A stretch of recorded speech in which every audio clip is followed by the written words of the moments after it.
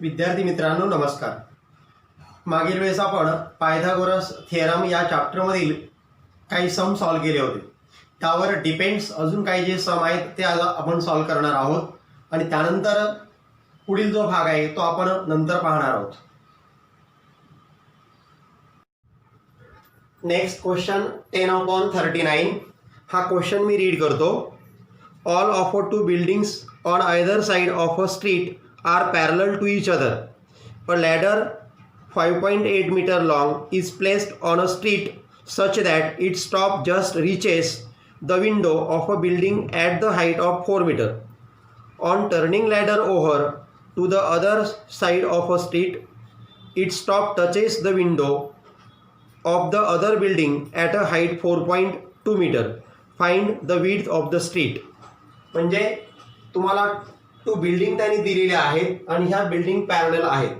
समजा सपोज ही एक बिल्डिंग आहे आणि ही एक बिल्डिंग आहे. ह्या टू बिल्डिंग पॅरलल तुम्हाला दिलेले आहे आणि हा स्ट्रीट आहे बी आणि यावरती तिथे एक लॅडर पुट केलेली आहे. तिचा लॅडरचा जो फूट आहे तो सी इथे आहे आणि टॉप हा ए या विंडोजवळ जाऊन पोहोचतोय फर्स्ट बिल्डिंगच्या.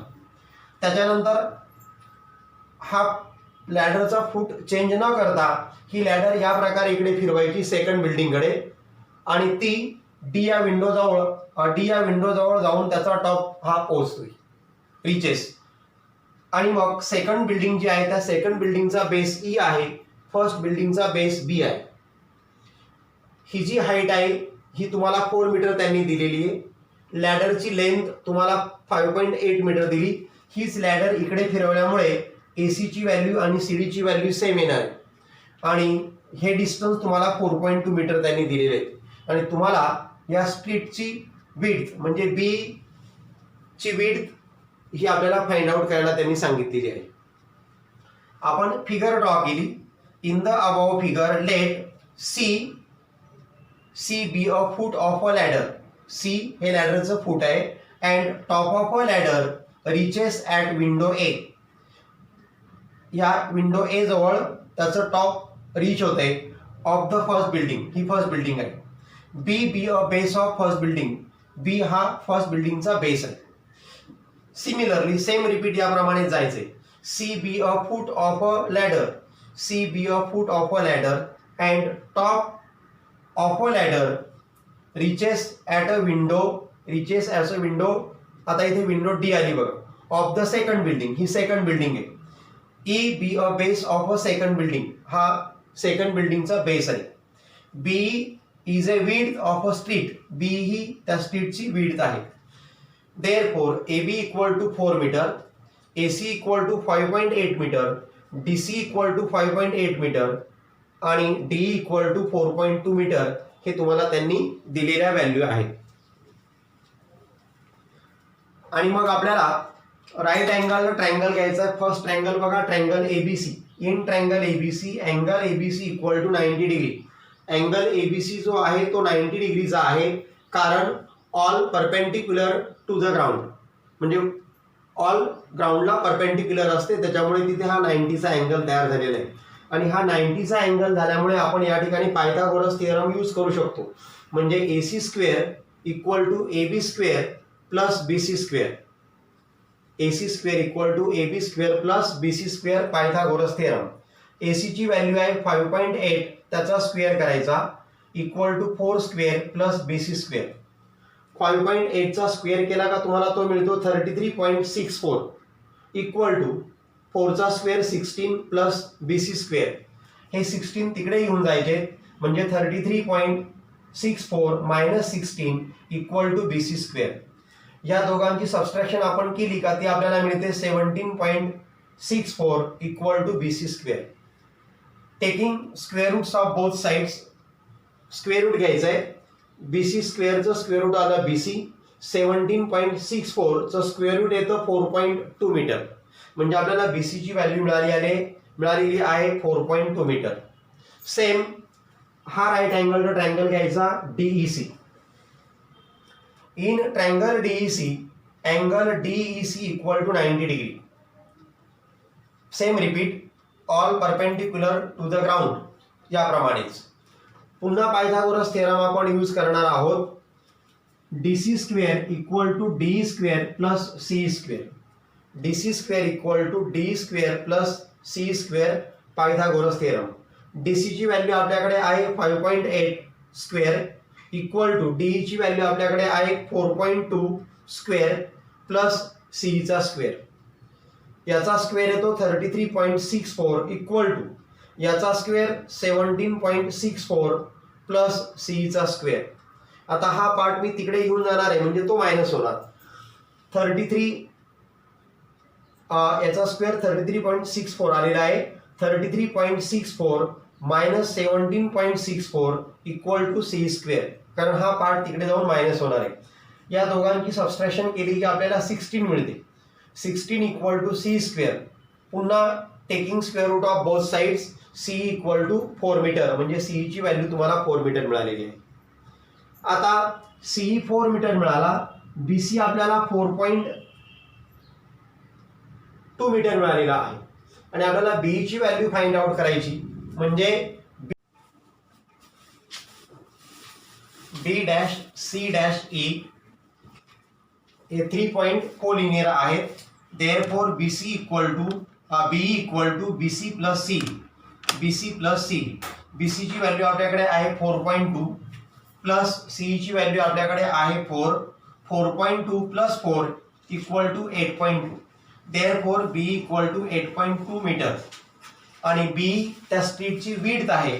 Therefore the width of a street is 8.2 metre, म्हणजे त्या स्ट्रीटची जी विड्थ आहे ती विड्थ आपल्याला 8.2 मीटर मिळते.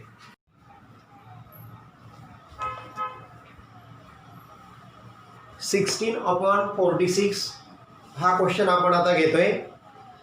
फिगर मी ड्रॉ केलेली आहे ब्लॅक बोर्डवरती. क्वेश्चन रीड करतो. Triangle PQR is an equilateral triangle. Point S is on side QR such that QS equal to 1/3 QR. Prove that 9PS square equal to 7PQ square. He figure तुम्हाला दिलेली आहे. हा triangle PQR equilateral triangle आहे. या QR साइडवरती सेक QR वरती S हा point तुम्हाला अशा प्रकारे दिलेला आहे की QS इक्वल टू 1/3 QR, म्हणजे QS ची व्हॅल्यू 1/3 QR आहे असं तुम्हाला दिलेलं आहे. आणि त्यांनी तुम्हाला विचारलं आहे 9PS square equal to 7PQ square हे तुम्हाला प्रूव्ह करायला त्यांनी सांगितलेलं आहे. यासाठी आपल्याला एक कन्स्ट्रक्शन करावं लागेल. Draw PT perpendicular side QR, म्हणजे PT हा साइड QR वरती आपण परपेंडिक्युलर ड्रॉ केलेला आहे. Triangle PQR is an equilateral triangle. Equilateral triangle PQR हा असल्यामुळे त्याच्या ऑल साइड इक्वल होणार आहे, म्हणजे QR equal to PQ equal to PR. QR equal to PQ equal to PR हे आपलं झालं statement 1. Then height of equilateral triangle. Height of equilateral triangle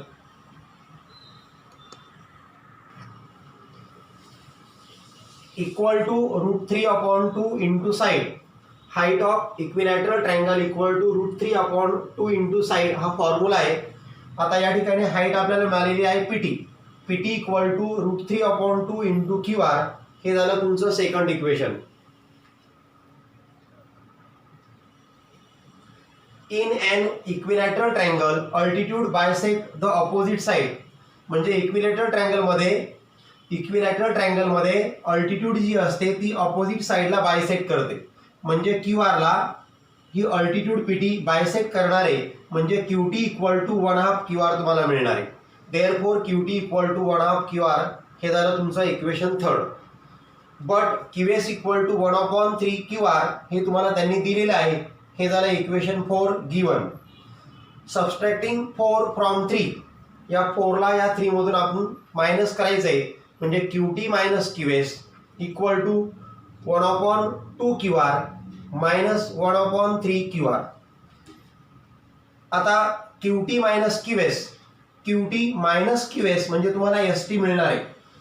हे Q dash S dash T हे 3 point collinear आहेत, त्यामुळे QT minus QS आपण जर केलं तर आपल्याला ST मिळणार आहे. म्हणजे या जागेवरती आपण एस टी पुट करू शकतो.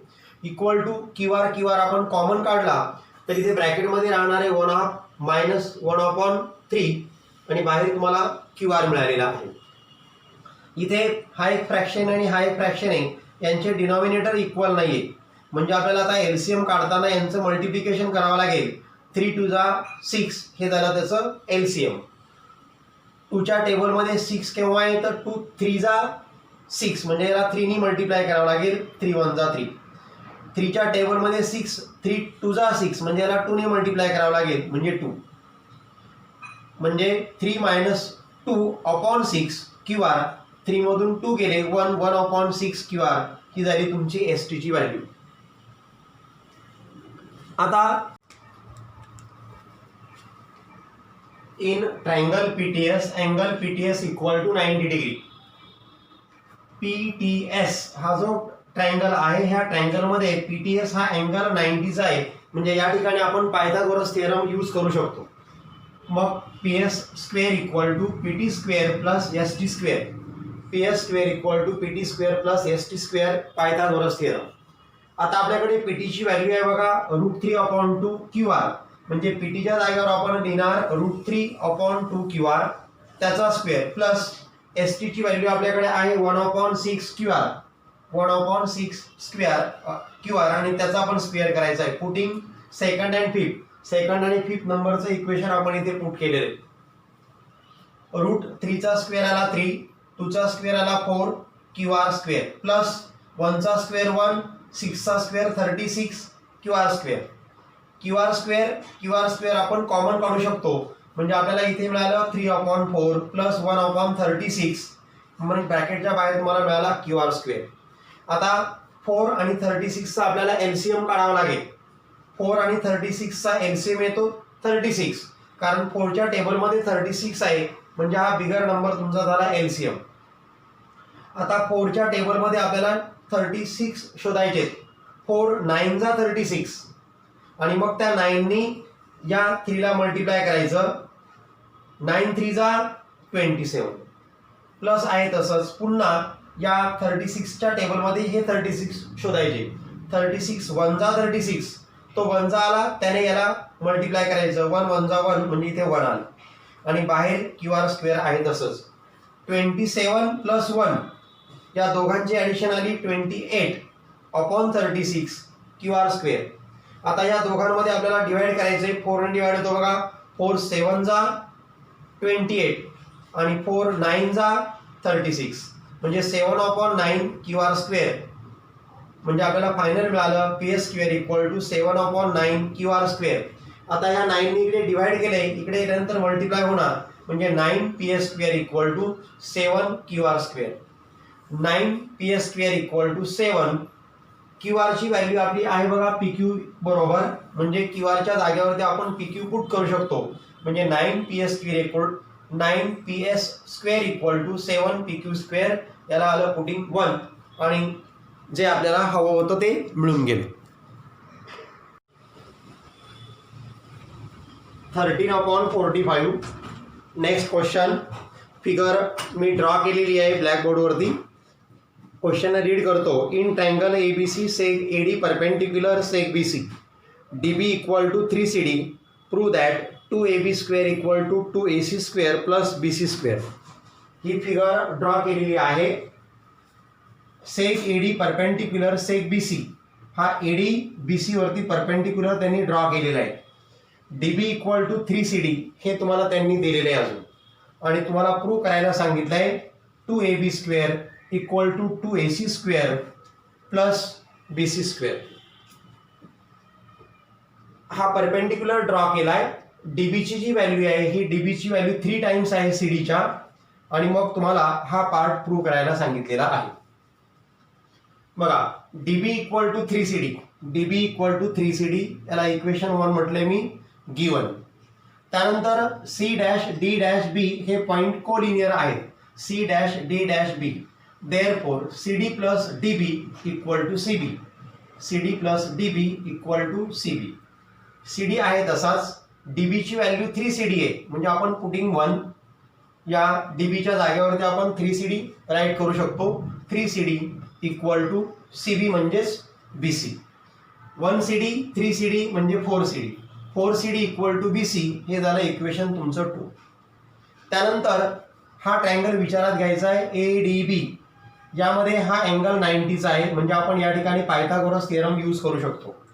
In triangle ADB, angle ADB equal to 90 degree. Therefore, AB square equal to AD square plus DB